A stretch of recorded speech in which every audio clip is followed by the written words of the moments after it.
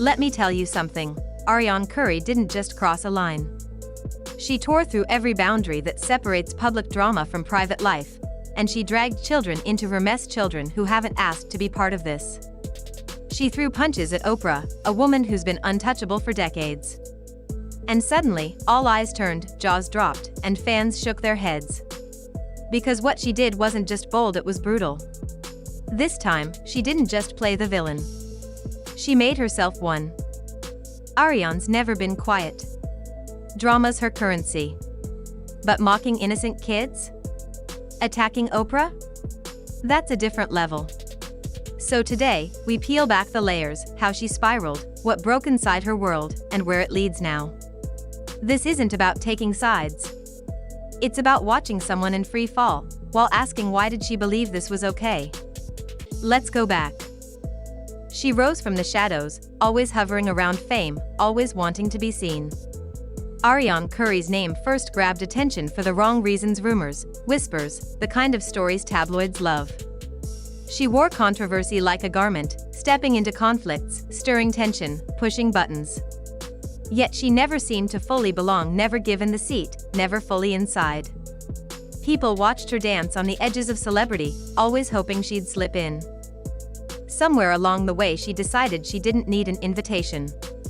She'd tear the door down. Born in a world where words are weapons and clout speaks, Arionne faced struggle early. She learned that attention equals value. If nobody watches, she's nothing. So she mastered provocation. She sharpened her tongue. She flirted with shock. She ambushed social media. She attacked targets, casting herself as the aggressor, the wild card, the uncontrollable force who demands reckoning. But behind the rants, behind the drama, is a woman who craved validation. She wanted love, recognition, loyalty. But the more she chased it, the more it slipped through her hands. She saw partnerships crumble, support vanish, and doors quietly close. Some nights, she must have lay awake, wondering, was the chaos worth it? Was the attention enough? She hooked herself into the story of others' cast members, exes, influencers, networks, and used their life as collateral. She whispered secrets, she dropped hints. She flirted with the edge of scandal, always nudging the line, always wanting to feel the electricity when the line snapped. Because the louder the fight, the louder she roared. And so here we are, at this moment of rupture. Everything she's done, everything she's stood for, all leading to her most audacious move yet: mocking children, defaming Oprah, laying claim that Oprah deserves the hate she gets. That she's fair game. That she invited it. That she should be blamed. What nobody saw coming was how deep this would cut. It started with social media. A cryptic post, a dig. Arionne hinted that Oprah had hidden faults, that her image was a mask. People tried to read between the lines. Then she posted again, sharper, more vicious. But still, there was room for interpretation. Was it shade? Or war? Then she went live. And everything changed. She named Oprah. She said Oprah doesn't deserve respect. She accused Oprah of hypocrisy, of building an empire only to judge others. She insinuated Oprah's fame shields her from accountability, and in Arionne's view, that shield makes the target. But she didn't stop there. She mocked children. She made offhand jokes about kids in the public eye, kids who never asked for this spotlight. She said they're pawns. She said if you walk into fame, don't be surprised when your children show up on a battlefield. She used their names. She used their images. She turned innocence into ammunition. And the reaction was immediate. Shock, outrage, disgust. Because there's an unspoken line in almost every culture: you don't touch the kids. You don't drag them. You don't make them part of the war. You stay in the lane. You keep certain things sacred.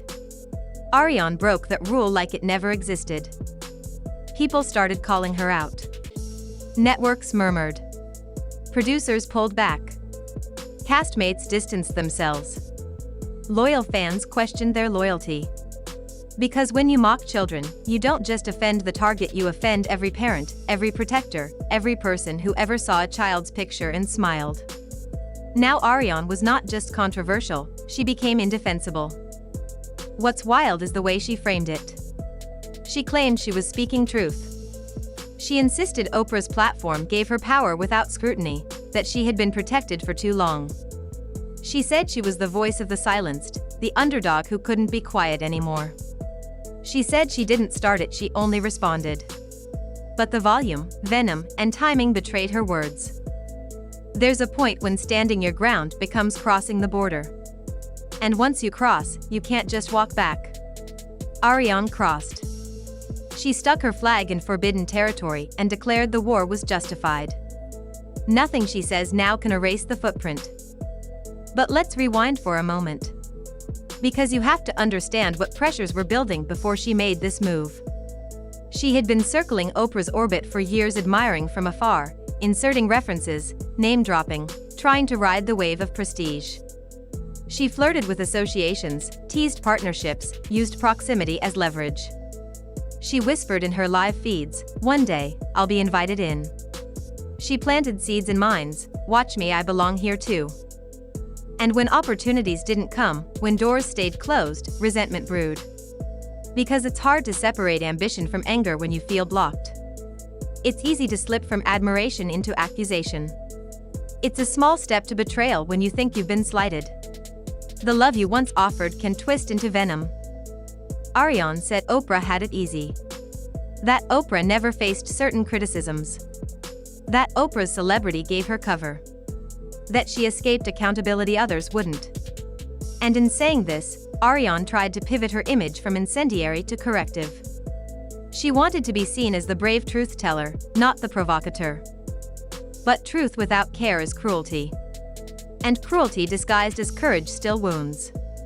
Because when you mock a child, the wound spreads to their parents, their legacy, their community. When you attack a titan like Oprah, you risk backlash, but there's backlash when you wrong a child. That crosses a threshold. Meanwhile, Oprah didn't lash back publicly. She remained composed. But you could feel the ripples. Staffers talked. Supporters rallied. Public opinion swayed. Because silence, when given by someone normally vocal, speaks volumes. It says, "I see you. You're not touching me." It says, "I don't need to punch back." It says, "You lost this round." Arionne watched those ripples turn into waves. The fans she had courted now looked at her with confusion. "Why did you cross this line?" they asked. "What were you thinking?" The question hung in the air like a verdict. And as the fallout spread, she didn't retreat immediately. She doubled down, declaring that her mission is to expose hypocrisy. She posted more. She defended the children remarks, twisting them into social commentary. She said it wasn't about those specific kids, it was about how fame uses families. But too late. The damage was done. Now, the arc of her reputation was bending downward. The network that once considered her a wild card might now see her as a liability. Because in this business, who you bring into the spotlight matters. And spotlighting children in a conflict is a risk few will take. What does it feel like to be you when they turn on you? When the world that watched you once admire now recoils in disbelief? To be the villain in your own narrative? Arionne must feel collision between her ambition and her judgment. Between her craving for recognition and the cost she paid for it. Her family, her friends, some must have begged her to stop. Some probably tried to shield her. But she stormed forward. Because the narrative had taken over. The story in her head became more urgent than common sense. She couldn't unring the bell. She couldn't untag the post. She couldn't unsay the mockery. At the center of it is pain. There's always pain. The pain of feeling invisible, of being dismissed, of being in the periphery. The pain of being the other, the outsider, the someone who must shout to be heard. Arionne's entire trajectory might be built on turning pain into spectacle. But spectacle is thin. It's hollow when judged by the lives you hurt. Imagine being the parent whose child's face is twisted into a punchline. Imagine watching someone reduce your innocence to fodder. Picture feeling powerless to protect what's yours. That's what others felt: families, communities, people who saw their children reflected in those kids. And they saw they weren't safe. And now imagine the weight. The backlash. The crowds turning. The silence of supporters. The whisper campaigns. The social media posts. The articles. The renewed scrutiny. The offers withdrawn. The doors that don't open anymore. Reputation is fragile. One move can crack the glass. So where does she go from here? She can silence, reflect, measure each word. She can apologize for the mockery, for dragging children, for taking cheap shots. She can seek to show that she's more than this moment. That she's capable of empathy, integrity, growth. She can start small relationships, charity, actions over words. But the road will be steep. Viewers will ask, is she accountable? Does she mean it? Do we trust her again? Because redemption isn't declared. It's earned. And when your fall is as public as this, the climb back is harsher, slower, watched. In truth, this saga reveals more than just one person's meltdown. It reveals what happens when social currency becomes your identity. When validation becomes your oxygen. When ambition overrides compassion. And when the targets you once chased become the shields you mock without seeing the cost. Arionne Curry will now carry this moment with her, the moment she mocked innocence and launched a war against a legend. It will define how people remember her move, more than any drip of platform she once clung to. And every time her name surfaces, this will be the turn that demands explanation. The final irony? Oprah, the symbol she attacked, rarely needs to defend herself. Because the power of dignity, long earned, stands firm. And those who attack must reckon not just with public opinion, but with the parts of themselves they betrayed in the process. So watch closely now. Watch how Arionne responds. With humility? With defiance? With silence? The chapters ahead will tell us who she really wants to be. In 15 years, will people say she snapped under pressure, or that she chose drama over legacy? That she destroyed bridges, or built a new path? That this was her low point, or the moment she finally woke up? Because in every cautionary tale lies a chance at rebirth. But only if the person facing ruin dares to rebuild from the wreckage.